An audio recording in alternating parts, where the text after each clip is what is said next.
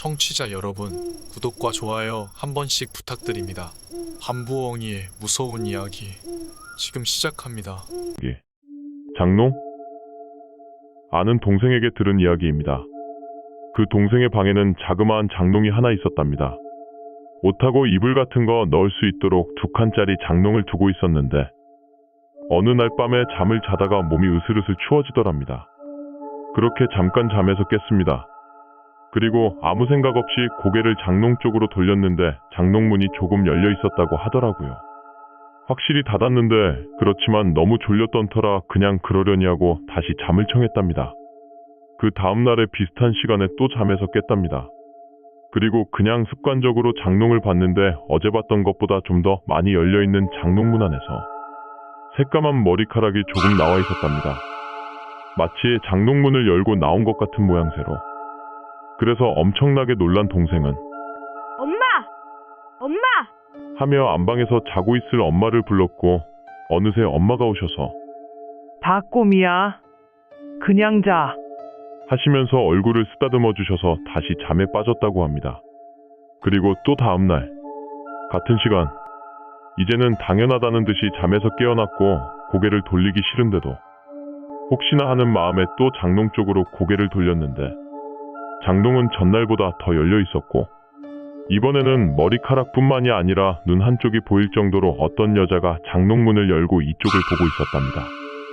또 엄마를 불렀고 역시나 어머님이 오셔서 재워줘서 다시 자게 되었고요. 설마 또 그럴까 싶어서 그 다음날 다시 그 방에서 자고 있었는데 자기도 그때 왜 그랬는지 모르겠다고 하더라고요. 여전히 같은 시각, 여전히 같은 장롱, 그리고 확연하게 보이는 긴 머리의 여자가 언제나 이곳을 보고 있었을 뿐이었던 여자가 그날은 장롱문을 열고 그 동생이 자고 있는 쪽으로 굉장히 느리게 반쯤 기어 내려오더라는 겁니다. 엄마를 부르고 싶었는데 입이 떨어지질 않아서 그 동생은 덜덜 떨면서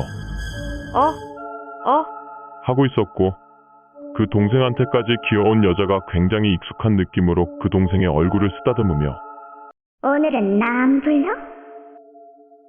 맞습니다. 이때까지 그 동생을 쓰다듬어 준 건 그 여자였던 거죠.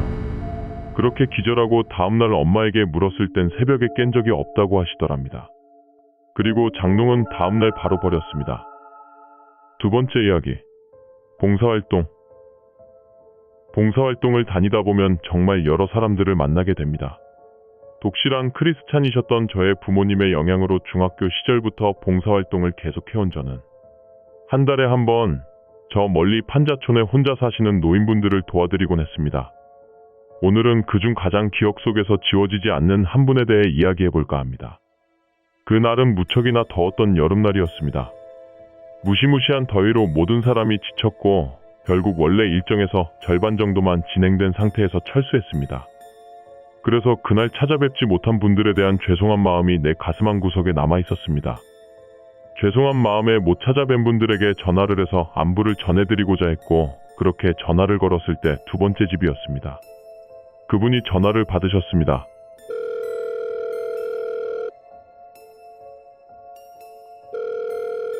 처음 뵙겠습니다. 이 말로 시작된 전화통화는 이어지고 이어져 1시간이 넘게 지속되었습니다. 딸이 3명 있는데 모두 결혼하고는 전화가 안 된다 하셨고 할아버지가 돌아가신 뒤로는 외롭다라는 말만 반복하셨습니다. 그렇게 이어지던 전화는 다음날 꼭 찾아뵙겠다는 약속 후에 전화를 끊을 수 있었습니다. 그렇게 몇 주 후 봉사활동팀 2명과 함께 할머니 댁에 찾아뵙게 되었습니다. 할머니 댁은 꽤나 깊은 곳에 있었고 생각보다 집도 괜찮고 할머니도 정정하셨습니다.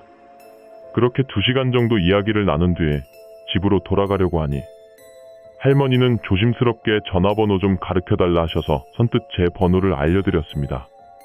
문제는 그때부터였습니다. 다음날부터 내 전화기는 언제나 통화 중이었고 통화 시간은 점점 길어지고 통화 횟수도 감당 못할 만큼 늘어났습니다. 평일, 주말 안 가리고 쉴 새 없이 전화가 와서 정상적인 생활도 불가능하고 남자친구와의 불화도 생겼습니다. 하루 이틀이 아니라 한 달 정도 겪으니 안 되겠다 싶어서 통화 도중 조심스럽게 말을 꺼냈습니다. 할머니, 저도 전화를 계속 받고 싶지만 학생이라 할 일도 있고 계속 전화 받기는 힘들 것 같아요.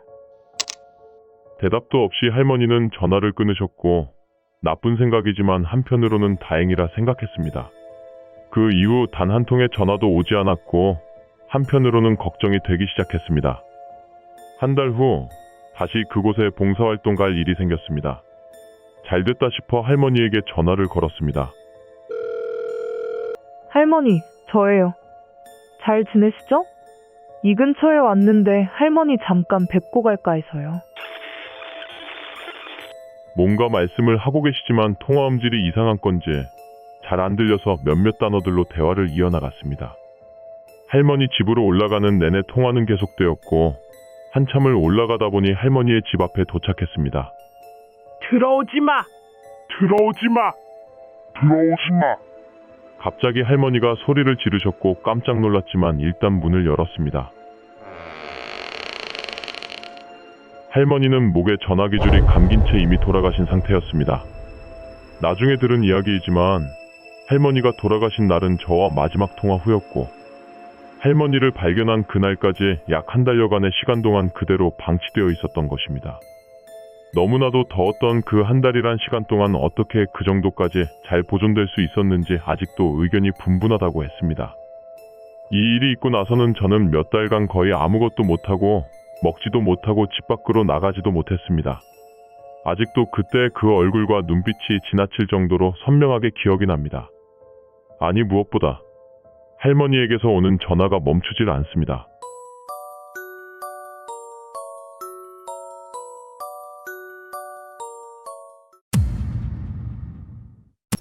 이번 이야기 재밌게 들으셨나요? 구독과 좋아요 눌러주시면 앞으로도 더 흥미로운 이야기를 준비하겠습니다. 제 영상을 시청해주신 분들 행복한 하루 되시길 바랍니다. 감사합니다.